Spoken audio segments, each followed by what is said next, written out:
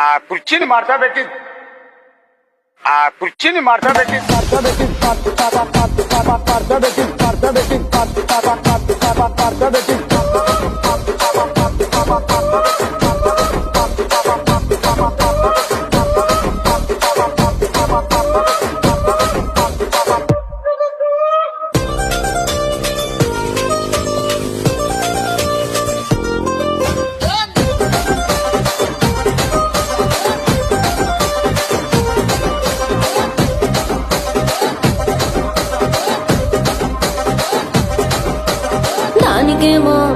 దానికేమో దానికేమో మేకలిస్తివి, మరి నాకేమో సన్న బియ్యం నువ్వు కలిస్తివి.